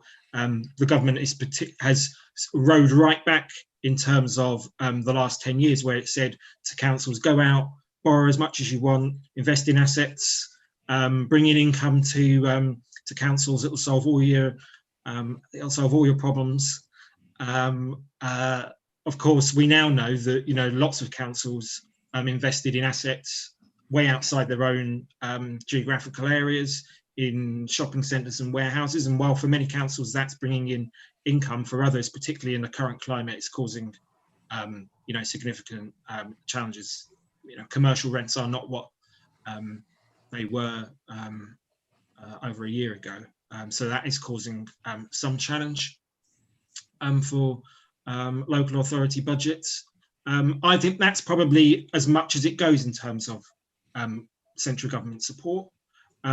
We obviously have ambitions to deliver more affordable housing in Colchester, and one of the interesting things about the local plan vote next week is that it increases the threshold of the affordable homes that we want delivered on sites from 20% to 30% in the new local plan, which I think would be a reason why people would want to support the local plan amongst other initiatives in it too. But the government does have its own agenda on what affordable options that might be, and that does include things like shared ownership, help to buy, a new product that they're talking about in terms of first homes and getting people onto the housing ladder. And whilst those are not necessarily bad initiatives, what they don't deliver is really affordable rents for people that have no hope of getting on the housing ladder themselves. I think that's where we want our focus to be, because we know that there's a significant number of people in Colchester that can't, you know, get on the housing ladder. We've got nearly 3,000 people on our housing waiting lists, and those are often people who are in insecure accommodation, they're in temporary accommodation, and they're in unsuitable accommodation. So they're quite often we've got families who are living in a two-bedroom house or two-bedroom flat, and you know they need additional bedrooms for their family to live in. So it's really about concentrating on being able to support those who are most in need for us. Councillor Fox. Councillor Whitehead, any other comments? Nothing further at this stage. Thank you very much indeed. Councillor Dundas. Yeah, I've just got a couple of rather boring technical questions. On comparing the HRA summary 1920 with 2021, 1920 we had a fairly big impairment and depreciation charge of nearly 17 million, and we're reducing that down to 6 million. I'm guessing that's because we've had a in-year impairment or something. We've finished depreciating something off. I just wonder if you could clarify that. The other thing is just a general comment, really. There's lots of good stuff in here. I mean, we're modelling for sort of prudence, remember that word, sort of on inflation, 1% below, 1% above sort of expectations. Now, I know those of us who boringly follow such things over the last 10 years, I think there's been an expectation that at some point inflation would increase again, but it hasn't. Having said that, I think as it was put in the last report, the reality is governments throughout the world are printing a lot of money at the moment, and it is not beyond the realms of possibility that that could start creeping through into inflation in the next few years. I'm just wondering if perhaps we should perhaps be on the side of caution and perhaps model looking forward for as well, so we know what to expect, but for perhaps slightly higher inflation rates in 2 or 3 years' time. Thanks.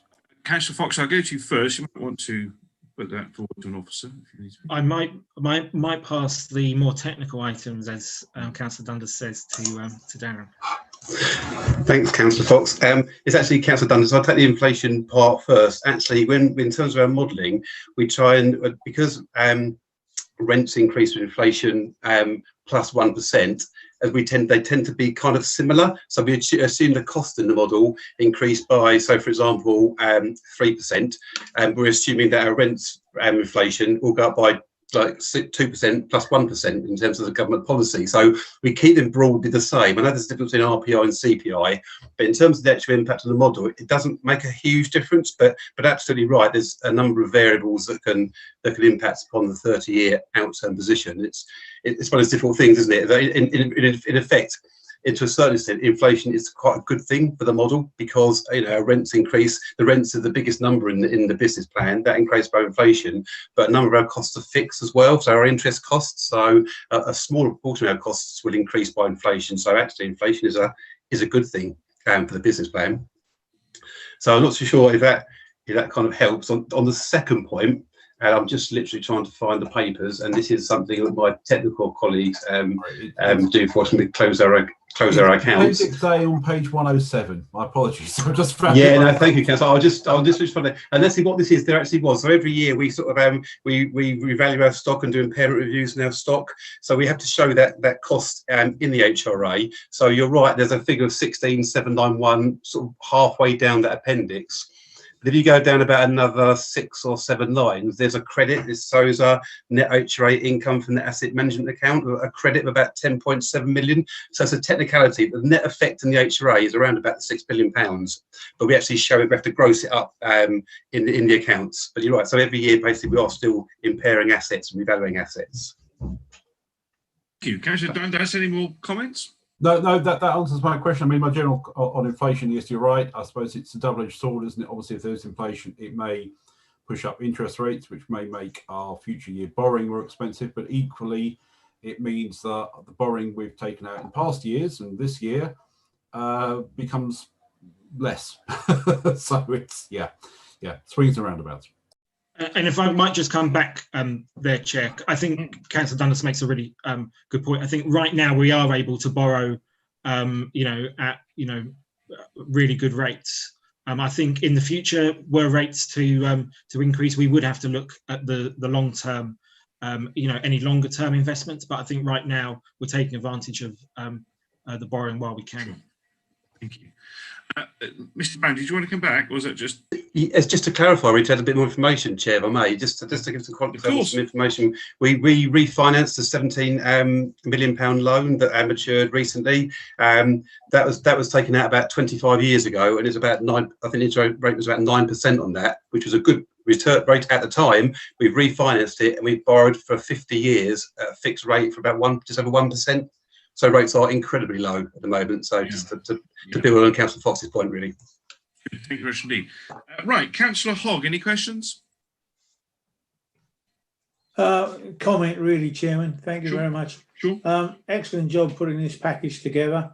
If I had any concerns, it would be over service delivery with regard to repairs and renewals, and the degree of confidence on behalf of our residents on keeping that show on the road, given due regard to the COVID situation we find ourselves in and going forward. I'm heartened to hear the portfolio holder speak of the 350 units of accommodation coming down the line. All in all, support the report and all looks good for our residents. Hopefully, fingers crossed. Thank you very much. Councillor Hogg, thank you very much indeed. Councillor Bourne. Thank you, Chair.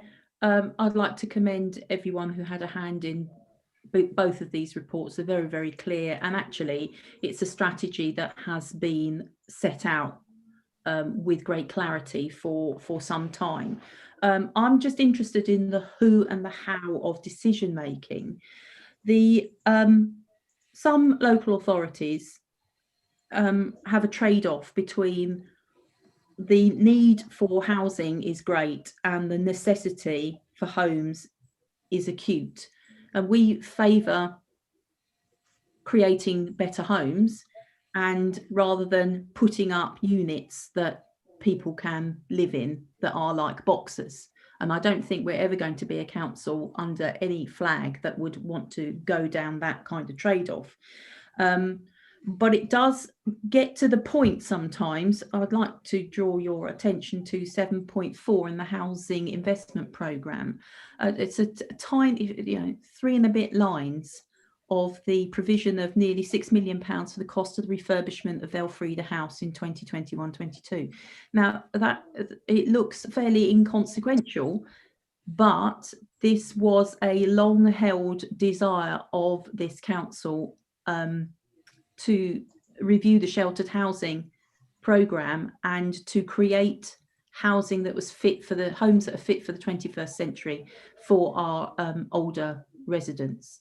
And that is still playing out now, thankfully. I'm really glad that is continuing. But, it wasn't popular. It really wasn't popular. And those members that have been councillors for a long time will recall that. So there is a possible trade-off between our environmental and sustainability credentials and our desire to create more homes that are affordable, and I'm talking about socially affordable for rent.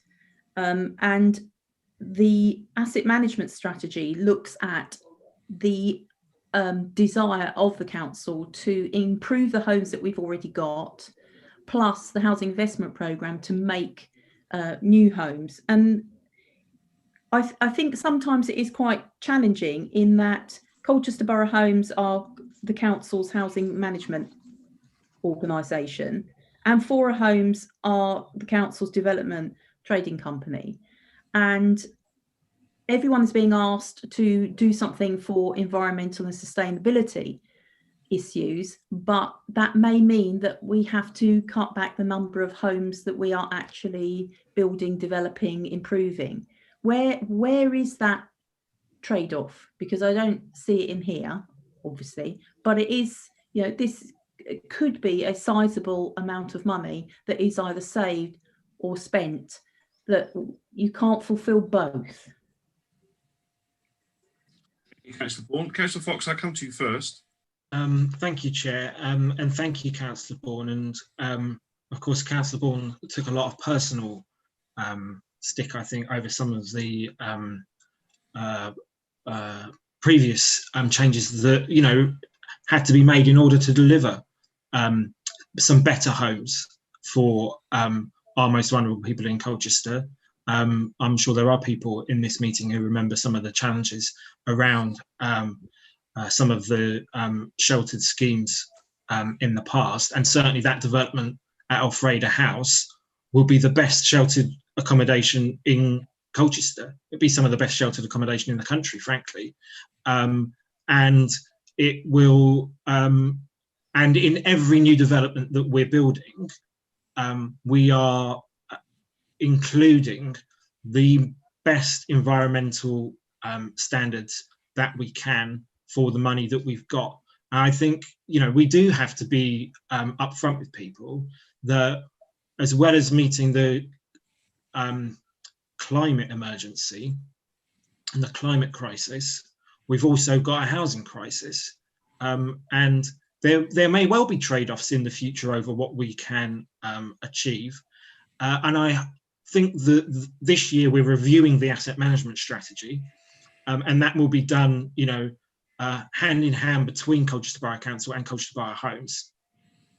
And I think it's really in that strategy this year that we'll be looking at, well, what are the affordable options going forward? But I think that, you know, in the homes that we deliver, we can't just be delivering more homes. We do have to deliver better homes for people as well. And so I think what's really, you know, key as well is that we engage members, we engage the public in this conversation, because I think there are lots of, I think quite often I see really fervent campaigners who want to see more council houses, and I see really fervent campaigners who want us to tackle the climate crisis and the climate emergency. And we've got to find a point at which those people come together and we bring those people together so that we can forge some sort of consensus around how we build the homes that we need in Colchester, but how we do it in a sustainable way going forward. And certainly I've encouraged people to get involved with us to find the answers together on that. Mr. Fox, thank you very much indeed. Councillor Bourne, any further comments? Thank you. I just have one, and it's again around the COVID situation, which we've talked about here. I just wondered, because no one is immune to this, what policy we are pursuing when it comes to collection of rent for residents who may be affected with income. What are we saying to them? What are we doing, Councillor Fox?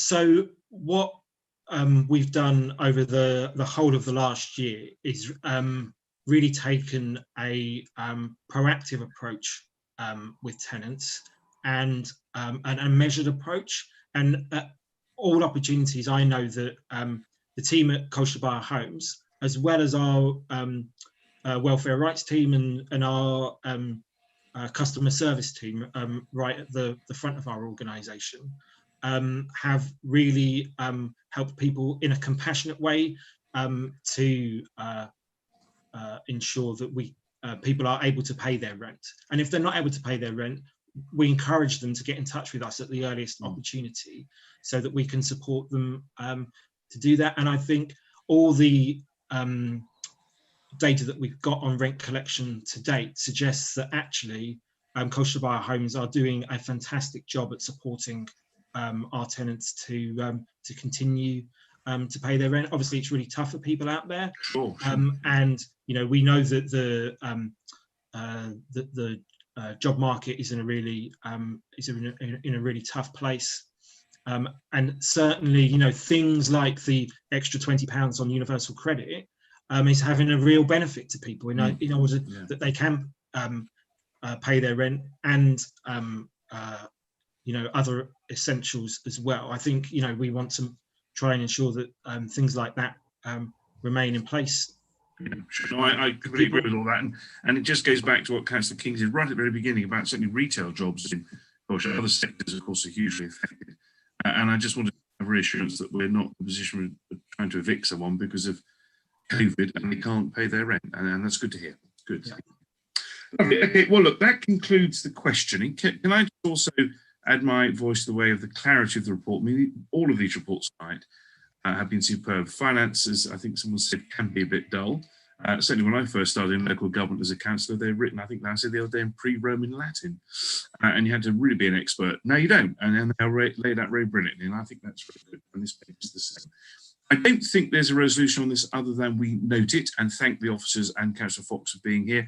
I don't think that needs to go to a formal vote other than just we can just indicate that we're content to note and thank the officers and Councillor Fox. Are we content with that, colleagues? Yeah. Mr. Howell, can you just confirm I haven't done something? Yes, I make that. So I think I saw all nods and waves of assent. I don't want the monitoring officer knocking on my door. Well, he wouldn't be knocking on my door at the moment. Right, okay, lovely. Thank you very much indeed. That concludes that item. Thank you. Can I thank you, Councillor Fox, and also Mr. Brown as well for coming on for that. Just in conclusion, we have just the last item, which is the work programme. Looking at the work programme, I mean, we are pretty rammed to the end of the municipal year, so unless anyone particularly wants to elbow anything in, I'll come to you in a second. I just want to highlight our next meeting. We're sitting as the Crime and Disorder Committee, although it is the same panel.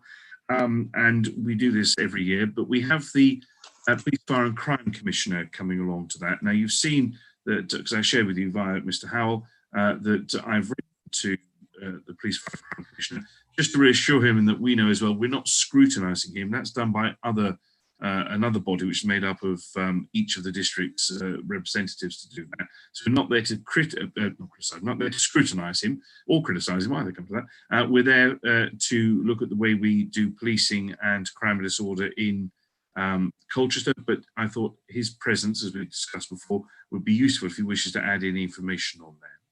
Okay. But does anyone wish to add anything to the programme? Mr. Howell, what do you want to add to the programme? Nothing formal, Mr. Chairman. I just wanted to ask, thank members who'd come back to me with their availabilities for the mid-February informal meeting that the panel is going to have. If you haven't yet responded to my email, please do over the next 24 hours so I can get that in our calendars. Thank you. Have I responded? I'm dealing with it with Amy. So yeah. Oh, good. All in hand. I'm on top of it. Yep. That's fine. Okay, marvelous. Thank you. And yes, thank you, colleagues. As you know, we're going to have that chat, which I think is very useful, so we can sit in an informal session. With that, then, colleagues, that concludes the meeting. Can I thank our two visiting cabinet members? Can I thank the visiting officers as well? Can I thank our democratic team for looking after us? And above all, can I thank you as well for, I think, was a very diligent piece of scrutiny around the budget. And also around the housing revenue report as well. So thank you for that. Have a very pleasant rest of the evening, and we'll see you next month. Thank you. Good night. Thank you. Good night.